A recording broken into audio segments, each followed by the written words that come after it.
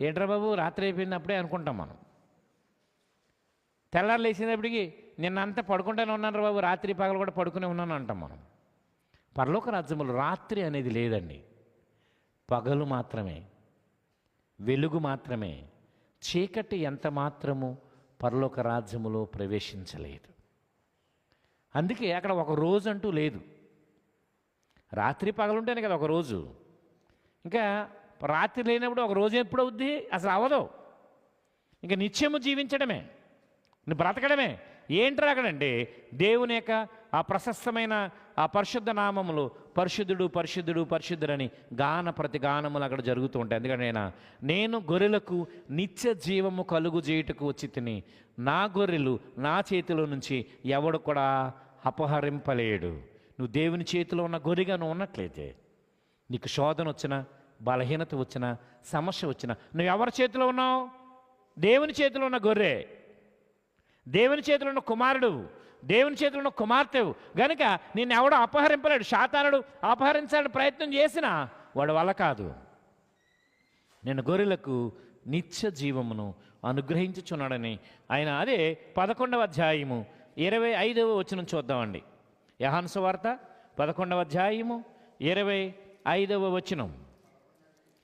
యోహాను సువార్త 11:25. అందుకు యేసు, పునరుద్ధానమును జీవమును నేనే, నా యందు విశ్వాసముంచువాడు చనిపోయినను బ్రతుకును, బ్రతికి నా యందు విశ్వాసముంచువాడు ప్రతివాడును ఎన్నటికిని చనిపోడు. ఈ మాట నమ్ముచున్నావని? నా యందు విశ్వాసముంచువాడు ఎన్నటికిని, నువ్వు దేవుని యందు విశ్వాసం ఉంచుతున్నావా? నువ్వు ఎన్నటికీ చనిపో. ఒకవేళ చనిపోయి నన్ను వాడు ఏం చేస్తాడంట? బ్రతుకును. అదే నిత్య జీవితం అండి. నువ్వు ఇక్కడ చనిపోవచ్చేమో కానీ, నీ శరీరాన్ని పాతిపెట్టొచ్చేమో కానీ, నీ ఆత్మకు చావు లేదు. నువ్వు పరలోకములో నిత్యము నువ్వు జీవించగలుగుతావని దేవుని వాక్యం మనకి స్పష్టంగా తెలియజేస్తుంది. అలాగనే 1వ యోహాను రాస్తున్న పత్రిక, 1వ యోహాను రాస్తున్న పత్రిక, 1వ యోహాను 5వ అధ్యాయము 12వ వచనాన్ని మనం చదువుకుందామండి. 1వ యోహాను రాస్తున్న పత్రిక 5వ అధ్యాయము 12వ వచనం. దేవుని కుమారుని అంగీకరింపనివాడు, దేవుని కుమారుని అంగీకరించువాడు జీవము గలవాడు. దేవుని కుమారుని అంగీకరింపనివాడు జీవం. మనలో జీవం, నిత్య జీవం. యేసు ప్రభుని నువ్వు అంగీకరించినట్లయితే నీకేముందండి? జీవం, నిత్య జీవం.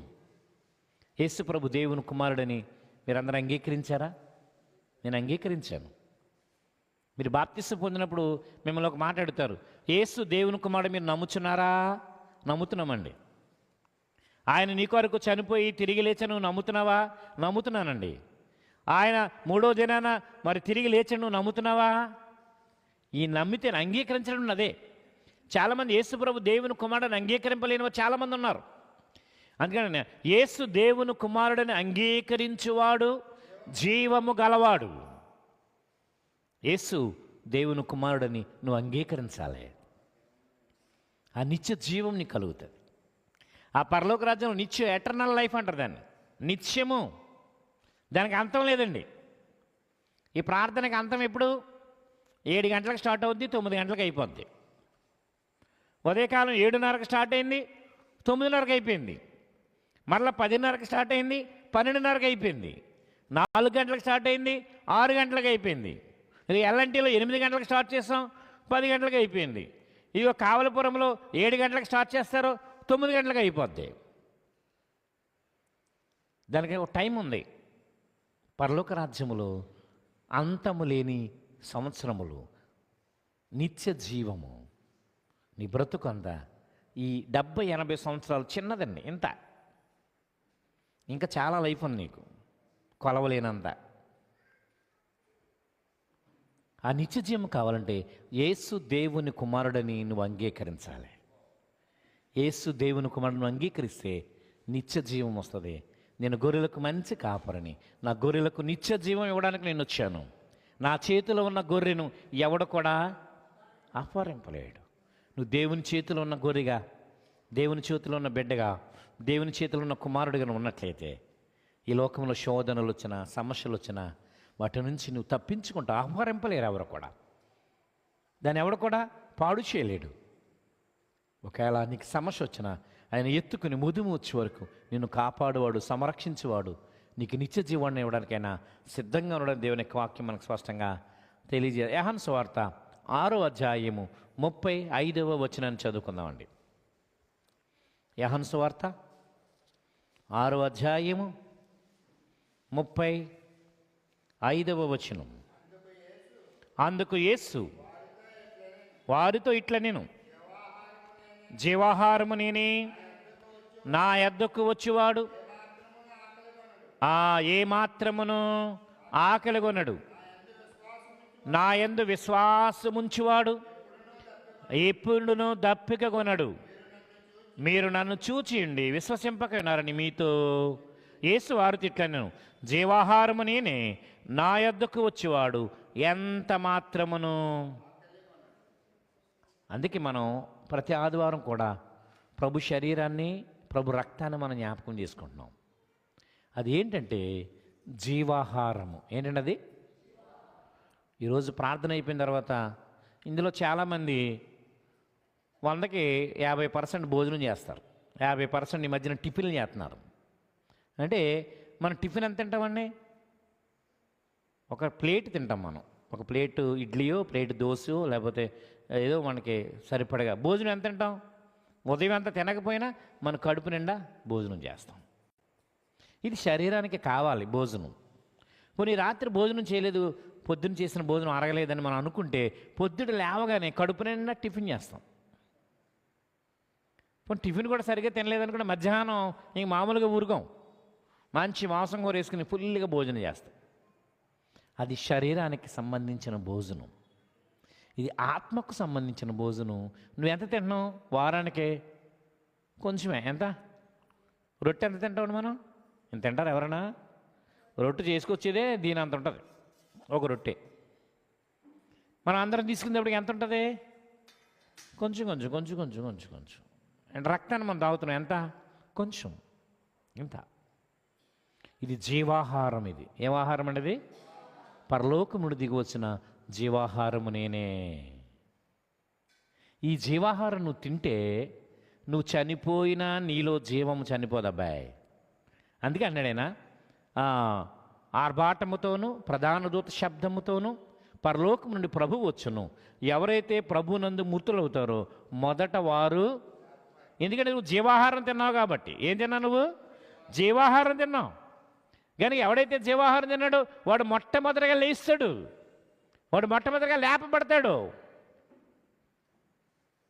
ఆ మీదట సజీవులమే నిలిచిండు మనము ప్రభువునొద్దకు వెళతాం.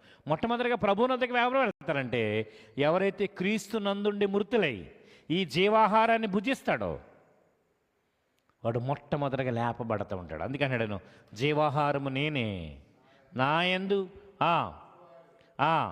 నా యొద్దకు వచ్చేవాడు ఏమాత్రం ఆకలి కొనడు, నా యందు విశ్వాసం ఉంచేవాడు ఎన్నడను. ఆ జీవాహారాన్ని ప్రతి ఆదివారం మనం తినాలండి. ప్రతి ఆదివారం ఎప్పుడైతే నువ్వు జీవాహారం తిన్నావు, ప్రతిరోజు పూటకి 2 సార్లు, రోజుకి 2 సార్లు కానీ 3 సార్లు కానీ, లేకపోతే ఒక్కసారైనా భోజనం చేస్తాం మనం. ఏదైనా బలహీనత ఉంటే కనీసం ఒక్కసారైనా ఫుల్గా భోజనం చేస్తాం. ఇది వారానికి ఒకే ఒక్కసారి ఈ జీవాహారాన్ని భుజించాలి. యేసు మన కొరకు చనిపోయి తిరిగి లేచాడని నువ్వు విశ్వసించి ఈ జీవాహారాన్ని భుజించినట్లయితే నిత్యము నువ్వు జీవిస్తావు. నిత్య జీవాన్ని నీకు ఇవ్వడానికైనా వచ్చాడు అని వాక్యం మనకి స్పష్టంగా రోమిలకు రాసిన పత్రిక 5వ అధ్యాయము 21వ వచనం చూద్దామండి. రోమిలకు రాసిన పత్రిక 5వ అధ్యాయము 21వ వచనం. మరియు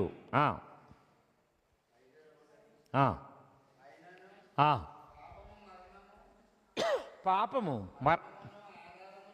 ఆధారము చేసుకుని ఎలాగూ ఏలునో అలాగే నిత్య జీవము కలుగుటకై నీతి ద్వారా కృపయు మన ప్రభు అయిన యేసుక్రీస్తు మూలముగా ఏలు నిమిత్తము పాపము ఎక్కడ విస్తరించును అక్కడ కృప అపరిమితముగా. మరణం ఎలాగొస్తుందండి అన్నాడైనా, పాపమును మరణము ఆధారం చేసుకుంటుంది. పాపం వల్ల వచ్చే జీతం ఏంటండి? అందుకని ఆయన పాపము మరణమును ఆధారం చేసుకుని ఎలాగైతే ప్రతి మనుషుని దగ్గరికి వస్తుందో నిత్య జీవము కూడా అంతే. అలాగునే నిత్య జీవము కూడా అలాగునే కలుగుతుందంట. నిత్య జీవము కలుగుటకే నీతి ద్వారా కృపయు మన ప్రభువైన యేసుక్రీస్తు మూలముగా. పాపం ఎలాగైతే మనుషుని ద్వారా వచ్చిందో, ఆదాము ద్వారా పాపం వచ్చిందండి. మొట్టమొదటి మనిషి ఎవరండి? ఆదాం పాపం చేశాడు. ఆ పాపం మన అందరినీ ఏలుతుంది. పాపం వల్ల వచ్చే జీతం మరణం, మన అందరం మరణిస్తున్నాం. అలాగనే యేసు ప్రభుని ఎవరైతే కలిగి ఉన్నారో, యేసు ప్రభు ద్వారా ఎవరైతే రక్షించబడ్డారో, యేసు ప్రభు ద్వారా ఎవరైతే బాప్తిసం పొందారో, యేసు ప్రభు ద్వారా ఆ గొర్రెల దొడ్డిలో ఎవరైతే ప్రవేశించారో, నేనే ద్వారమని అన్నాడు ఆయన, నేనే మార్గమని అన్నాడు, నేనే సత్యమని అన్నాడు, నేనే జీవమని అన్నాడు. ఆ మార్గము గుండా నువ్వు దేవుని యొక్క రాజ్యం అనగా ఈ యొక్క సంఘములో నువ్వు ప్రవేశించినట్లయితే, ఎలాగైతే ఆదాము నుండి పాపం ఏలిందో యేసు ప్రభు ద్వారా నీకు నిత్య జీవము కలుగుతుంది. ఈ నిత్య జీవం మనకు ఎలాగొస్తుందంటే యేసు ప్రభుని అంగీకరించడం వల్ల. ఈ నిత్య జీవం ఎలాగొస్తుందంటే ఆయన శరీరమైన రక్తాన్ని, ఆయన శరీరాన్ని, ఆయన రక్తాన్ని మనం భుజించడం ద్వారా. ఈ నిత్య జీవం ఎలాగొస్తుందంటే యేసు దేవుని కుమారుడిని నమ్మడం వలన. ఎలా నమ్మాలంటే యేసు దేవుని కుమారుడు నమ్మాలి, విశ్వసించాలి, నమ్మాలి. అప్పుడు నీకు నిత్య జీవం, పరలోకములో నీకు నిత్య జీవం కలుగుతుందని వాక్యం మనకి స్పష్టంగా తెలియజేస్తుంది. అలాగనే ఫిలిప్పీలకు కీర్తన గ్రంథం 23వ కీర్తన 1వ వచనంలో మనం చూసినట్లయితే ఇక్కడ అమూల్యమైన మాట మనకు కనబడుతుంది. 23వ కీర్తన 1వ వచనం. యెహోవా నా కాపరి, నాకు లేమి కలగదు. పచ్చిగల చోట్ల ఆయన నన్ను పరుణ చేయుచున్నాడు, శాంతికరమైన జలముల యొద్ద నన్ను నడిపించుచున్నాడు. నా ప్రాణమునకు ఆయన సేద తీర్చుచున్నాడు, తన నామమును బట్టి నీతి మార్గములు నన్ను అన్నాడు ఆయన. యెహోవా నా కాపరి, నాకు లేమి.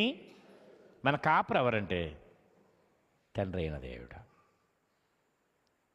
కుమారుడైన క్రీస్తు నీ కాపరిగా ఉన్నారు. ఆయన ఇందాక చెప్పాను కదా, మంచి కాపరి నీ కొరకు ప్రాణం పెట్టడానికి సిద్ధంగా ఉన్నాడు.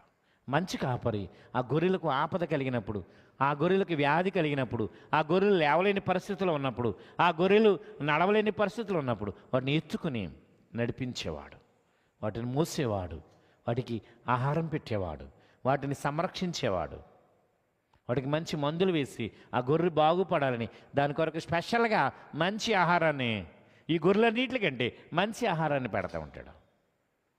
యెహోవా నా కాపరి, నాకు లేమి. ఎక్కడ? పచ్చిక గల చోట్ల. అంటే ఎక్కడండి? పచ్చిక అంటే ఏంటి తెలుసా మీకు? గడ్డి. ఏంటండి అది? ఇప్పుడు గొర్రెల్ని చాలామంది మేపుతారు. ఎక్కడ మేపుతారండి? రోడ్డు మీద మేపుతారా? ఆ రోడ్డు మీద నడిపించుకెళ్ళి చేలు ఎక్కడ నేను చూసుకెళ్ళి అక్కడ మేపుతారు. పచ్చిక అంటే ఏంటి? గడ్డి. పచ్చిక గల చోట్ల ఆయన నన్ను, అదంతా పచ్చిక. నడుస్తుంటే చాలు, మనం తింటా వెళ్ళిపోవడమే. ఇంకా ఎక్కడో గడ్డి ఉంది, కొంచెం చిన్న ముక్క అక్కడ తినేసి మరలా అక్కడికి వెళ్ళి తినేసి మరలా అక్కడికి తినేసి వెళ్ళేది కాదు. ఇదంతా గడ్డే, తినుకుంటే వెళ్ళడమే. పచ్చిక గల చోట్ల ఆయన నిన్ను, మరలా అన్నాడు శాంతికరమైన. ఈ గొర్రెలు మేకలు అడవిలో నీళ్లు తాగడానికి చాలా భయపడతాయండి, గడ్డి ఏదోలా తినేస్తాయి. కానీ నీళ్లు త్రాగడానికి వెళ్ళినప్పుడు నీటిలో ముసలు ఉంటుంది, బయటేమో సింహం ఉంటుంది, చెట్టు మీద పులు ఉంటుంది. ఏ పక్క నుంచి ఏమొస్తుందో తెలియదండి పాపం. అది బెదురుగా, నీళ్ళేమో తాగాలని ఆశ. అందుకే భక్తుడైన దావీదు కూడా రాశాడు, దుప్పే నీటి వాగుల కొరకు ఆశపడినట్లు దేవా నీ కొరకు నా ప్రాణము. ఆ నీరు త్రాగడానికి పాపం చాలా భయంగా, పోనీ ధైర్యంగా వెళ్ళి ఆ నీళ్లు తాగుతుండే ఆ లో నుంచి ఒక మొసలు వచ్చి తినేయచ్చు. పోనీ ముసలి లేదని నిర్ణయించుకుని ధైర్యంగా తాగుదామంటే ఈ పక్క నుంచి పులో, ఈ పక్క నుంచి సింహమో, పైనుంచి చిరత పులో, చాలా భయంగా ఉంటుంది. అందుకంటే ఆయన శాంతికరమైన, ఎటువంటి భయం లేకుండా హ్యాపీగా ఆ గొర్రెలు మంచి పచ్చిక, మంచి నీళ్లు తృప్తిగా త్రాగొచ్చు, తృప్తిగా తినొచ్చు అన్నాడైనా. యెహోవా నా కాపరి, నాకు లేమి కలుగదు, పచ్చిక గల చోట్ల నన్ను పరుండ చేస్తున్నాడు, శాంతికరమైన జలముల యొద్ద. కొన్ని జలాల్లోకి మనం వెళితే ఊబులో దిగిపోతాం, అలా రాలేం అన్నాడు. శాంతికరమైన జలములు.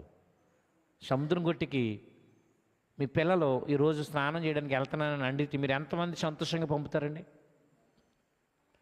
ఎందుకురా బాబు, పెద్దలు ఎవరు లేరు, ఎప్పుడు ఏ ఆలోచిస్తుందో తెలీదు, మీరు లోనకి వెళ్ళిపోతారు, అది లాక్కి వెళ్ళిపోద్ది, వద్దు బాబు అంటాం. మన అక్కడ ఏమీ లేదు, మనకి శాంతి లేదు. అదే కాల్లో స్నానం చేద్దాకి వెళ్తానంటే ఎంతసేపైనా ఆడుకోరా బాబు అంటాం. లేదు నేను స్విమ్మింగ్ పూల్లో స్నానం చేస్తానంటే అసలు ఇంకా మనకి భయమే ఉండదు. ఎందుకంటే స్విమ్మింగ్ పూల్ ఇంత లోతనే ఉంటుంది, అంతకంటే లోతు ఉండదు.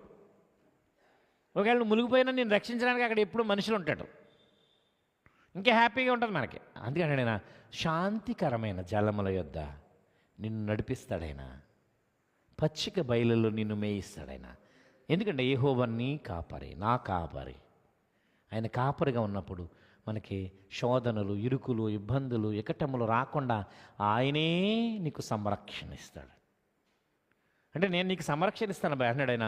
భక్తుడు దావీదు, యెహోవా నా కాపరి, నాకేమి లేదు, లేమంటే ఇప్పుడంటే ఎవరికి భోజనానికి లోటు లేదండి. నా చిన్నప్పుడు చాలామంది ఈరోజు భోజనం వండలేదు అబ్బాయి, ఇక పొద్దున భోజనం వండలేదు, రాత్రి వండాను, రాత్రి భోజనం వండలేదు, పొద్దున వండాను. ఇక పిల్లలు ఆకలితో ఉన్నారు, వాళ్ళకి టిఫిన్ అన్న పట్టుకెళ్ళాలి, ఇక వాళ్ళకి 2 రొట్టె ముక్కలన్నా పెట్టాలి, ఒక బిస్కెట్ అన్న ఇవ్వాలి. లేమి ఉండేదండి అప్పట్లో. ఇప్పుడు ఏమన్నా లేమి? పండగ వస్తుంది అబ్బాయి, ఇక పిల్లలకి డబ్బులు లేవు, ఇక పిల్లలకి బట్టలు కొనాలని లేమి ఉండేదండి ఇదివరకు. ఈ రోజులు అట్లా లేదండి. అందుకని నేను యెహోవా నా కాపరి, నాకు ఏమీ లేదు, ఏమీ లేదు, అన్నీ ఉన్నాయి నాకు. భోజనం ఉంది, ఆహారం ఉంది, మంచి పచ్చిక ఉంది, మంచి శాంతికరమైన జలములు ఉన్నాయి, సంరక్షణ ఉంది. నీ దుడ్డు కర్రయ్యు, నీ దండము నన్ను. ఒకవేళ నేను గాఢాంధకారపు లోయలో పడిపోయాను అనుకోండి, గాఢాంధకారపు లోయలే ఉంటుంది, ఏముండదు, అంత శ్రమే. ఒకవేళ నేను పడిపోయినా కానీ, అంటే నువ్వు దేవుని నమ్ముకున్నంత మాత్రాన నీకు శ్రమలు రావని కాదు అన్నాడైనా. గాఢాంధకారపు లోయలలో నేను నడిచినను, నేను ఏ అపాయము నాకు భయపడను. ఎందుకంటే ఆయన దుడ్డు కర్ర, ఆయన దండము నన్ను ఏం చేస్తుంది? నువ్వు చీకట్లో ఉన్నావు, నీకు ఒక చేయూతనిస్తే ఆ చీకట్లోంచి బయటకు వచ్చేస్తాను. గాఢాంధకారపు లోయలను పడిపోయినా నేను లేవడట. ఆయన దుడ్డుకర్ర అంటే చేతితో ఉన్న కర్రమాట, దుడ్డుకర్ర నీకు పైకి లేవనెత్తుంది. అది ఏ అపాయము ఎదగరాదు. అటువంటి సంరక్షణ, ఒక నిత్య జీవం ఇవ్వగలిగిన దేవుని యందు మనం విధేయత కలిగి జీవించినట్లయితే పరలోక రాజ్యాన్ని మనం సంపాదించుకుంటాం. ఆఖరుగా మరొక మాట చదువుకున్న వాక్యాన్ని మనం ముగించుకున్నాం. ఫిలిప్పీలకు రాసిన పత్రిక 4వ అధ్యాయము 13వ వచనం చదువుకుందామండి.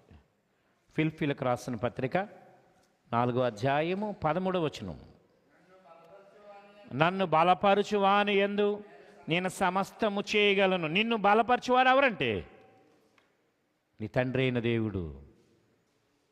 అపోస్తలుడైన పౌలు అంటున్నాడు, నన్ను బలపరచువాని యందు నేను సమస్తము.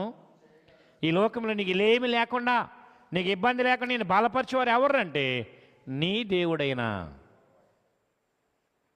నీ తండ్రి, ఆయన కుమారుడైన క్రీస్తు నన్ను బలపరచువాని అందే.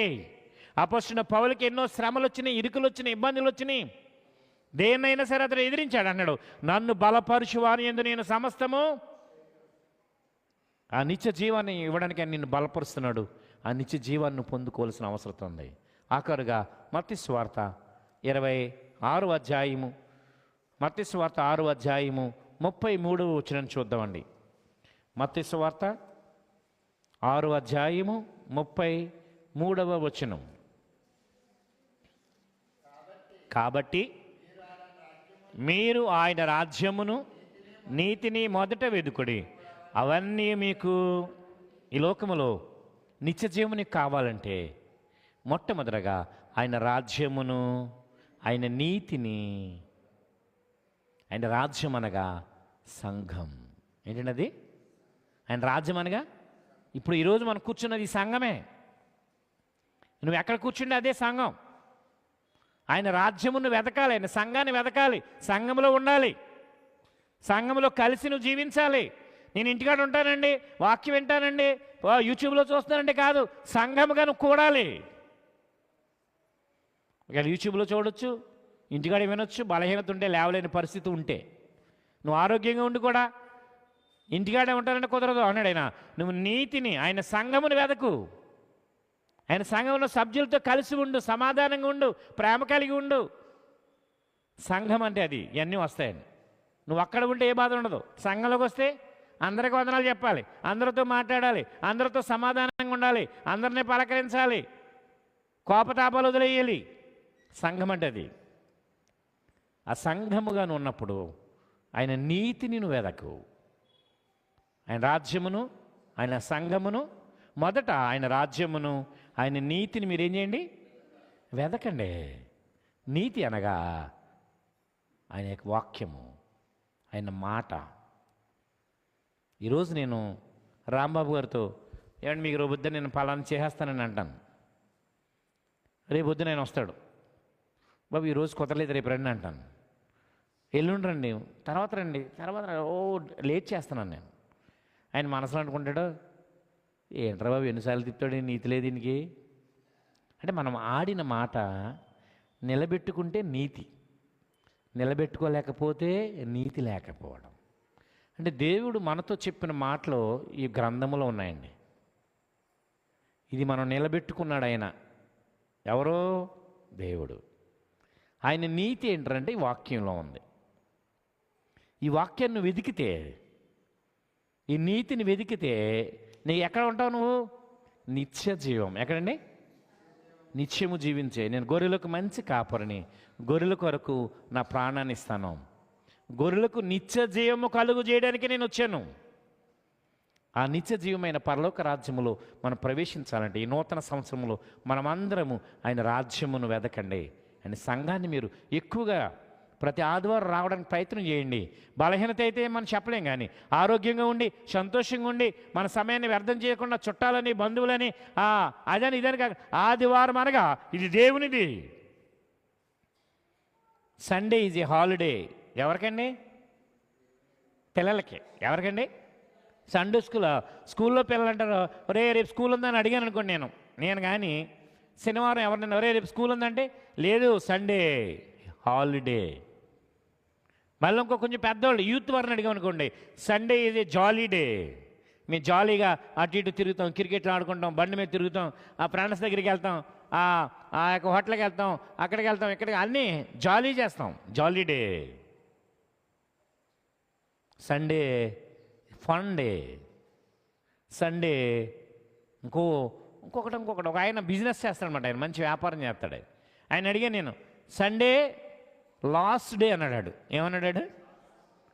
అంతా లాస్ట్ డే. ఆ రోజు మనకి వ్యాపారం ఉండదు, కట్టేయాలి, షాపు కట్టేయాలి. ఎవడంటే సేట్ మాట. ఎవరండి? సేట్లు ఉంటారు కదా, వాళ్ళకి ఇంకా పిల్లం పెట్టలే, ఇంకేం అక్కర్లేదు, పిల్లలతో జాలీ డే ఉండదు వాళ్ళకి. ఇప్పుడు వ్యాపారం అంటుంటాడు. ఆడన్నాడు సండే ఈజ్ లాస్ట్ డే అన్నాడు. కానీ క్రైస్తవులకి మనకి Sunday is A worship day. ఏంటంటే ఇది ఆరాధన, దేవుని ఆరాధన. మీరు అందరూ మనందరికీ ఆరాధన ఒకటే ఉండేది. 10 గంటల నుంచి 10:30 నుంచి 12:30 1 గంట వరకు ఉండేది. ఈ ఆరాధనలో చాలామంది పాల్గొలేకపోతున్నారు.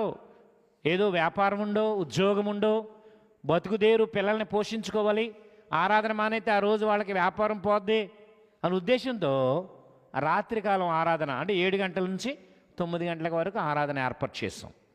ఈ 2 ఆరాధనలు ఇంచుమించుగా ఒక 10-15 సంవత్సరాలుగా జరుగుతున్నాయి. తర్వాత మొన్న గతించిన సంవత్సరం 3వ నెల మార్చి నెలలో 3వ ఆరాధన ప్రారంభించారు. మార్చి 18వ తారీఖు నుంచి ఉదయం 7:30 నుంచి 9 గంటల వరకు ఆరాధన చేస్తారు. ఇంకా చాలామంది ఉత్సాహంగా సంతోషంగా పాల్గొన్నారు, మంచిదే. మొన్న ఈ మధ్యన నవంబర్ నెల 10వ తారీఖు నుంచి మరలా 4వ ఆరాధన. ఎందుకు ఇన్ని ఆరాధనలు పెడుతున్నారంటే ఆదివారం మీరు దేవునికి ఇవ్వాలి. యాక్చువల్గా దేవుడు దొరికే సమయంలో మనం సమయాన్ని దేవునికి ఇవ్వాలంతే. మనకి ఇష్టం వచ్చినట్టుగా మనం ఏదో షోకి వెళ్ళినట్టు టికెట్ తీసుకుని వెళ్ళడం కాదు. మనము దేవునికి సమయాన్ని ఇచ్చి, నేను పలానా సమయానికి వెళ్ళాలి, ప్రారంభం నుంచి చివరి వరకు, ప్రారంభం నుంచి చివరి వరకు ఉండాలి. మనం పాటలు పాడే కాడి నుంచి 7 గంటల నుంచి 9 గంటల వరకు నువ్వు వస్తుండే సమయాన్ని ఇవ్వాలి. కానీ మనకి అవకాశం ఉన్నప్పుడు పాటలు అయిపోయిన తర్వాత, వాక్యం అయిపోయిన తర్వాత కాదు, దేవునికి ఇచ్చే సమయం నువ్వు పరిపూర్ణంగా ఇవ్వాలి. Sunday is A worship day. నువ్వు ఆత్మతోనూ సత్యముతోనూ యథార్థతను ఆరాధించినట్లయితే, ఆయన రాజ్యం అనే నీతిని వెతికినట్లయితే, ఆయన నీకు పరలోక రాజ్యములో నిత్య జీవం ఇవ్వడానికి ఉన్నాడు. నేను గొర్రెలకు మంచి కాపరిని, మంచి కాపరి తన గొర్రెల కొరకు ప్రాణం పెడతాడు. ప్రాణం పెట్టిన క్రీస్తు ప్రభు తెలియజేస్తున్నాడు, నేను నిత్య జీవం ఇవ్వడానికి వచ్చాను, కానీ నిత్య జీవితాన్ని ఇవ్వడానికి వచ్చాడు ఆయన. నా దగ్గర ఉన్న గొర్రెలు ఎవడు కూడా అపహరింపలేడు. నువ్వు ఆయన గొర్రెగా నువ్వు ఉన్నట్లయితే దేవుడు నిన్ను కాపాడడానికి, ఈ నూతన సంవత్సరంలో మరెక్కువైన ఆశీర్వాదాలు ఇవ్వడానికి, మరెక్కువైన దీవెనలు ఇవ్వడానికి ఆయన సిద్ధంగా ఉన్నాడు. అటువంటి దీవెనలు, ఆశీర్వాదాలు మీరు పొందుకుని దేవుని గొర్రె పిల్లగా ఆయనకు లోబడి, ఆయన సంఘమును, ఆయన నీతిని వెదికి ఆయన ద్వారా ఆశీర్వదించబడాలని ఈ నూతన సంవత్సరంలో దేవుని సన్నిధిని మరి ఎక్కువగా ఎదుగుతూ, ప్రతి ఆదివారం ఆయన సన్నిధికి వస్తూ మానక ఆయన నామాన్ని మహింపరచాలని మీ అందరికీ విజ్ఞాపన చేస్తున్నాను. దేవుడి కొద్ది మాటలు మీ అందరి హృదయాల్లో ఫలింపచేయనుగాక. ప్రార్థన చేసుకుందాం. ప్రేమస్వరూపి, ప్రేమ కలిగిన మా గొప్ప తండ్రి, నిఘనమైన అతి శ్రేష్టమైన మనోహరమైన నామానికి వేలాది వందనములు, స్తోత్రములు చెల్లిస్తున్నాం. నీ ఆశ్చర్యమైన అద్భుతమైన ప్రేమలో మమ్మల్ని ఎంతగానో ప్రేమించి, ఇక నేను వెత్తబడిన వాక్యము, గొర్రెలకు నేను నిత్య జీవం ఇవ్వడానికి వచ్చానని క్రీస్తు ప్రభు తెలవిస్తున్నాడు. నేను గొర్రెలకు మంచి కాపరిని అంటున్నాడు ఆయన. ఆ మంచి కాపరి సంరక్షణలో ఆ నిత్య జీవితాన్ని మేము పొందుకుని నీ రాజ్య వారసులుగా, నీ ప్రియమైన పిల్లలుగా మేము జీవించే భాగ్యం దయచేయి. ఆ నిత్య జీవాన్ని పొందుకోవడానికి మొదటగా ఆయన రాజ్యమైన ఈ సంఘాన్ని, ఆయన నీతి అయిన ఈ వాక్యాన్ని మేము అనుసరించడానికి, తద్వారా నీ రాజ్య వారసులుగా, నీ ప్రియమైన పిల్లలుగా మేము జీవించే శుద్ధ హృదయాన్ని కూడి వచ్చిన మా అందరికీ దయచేయమని యేసుక్రీస్తు నామమున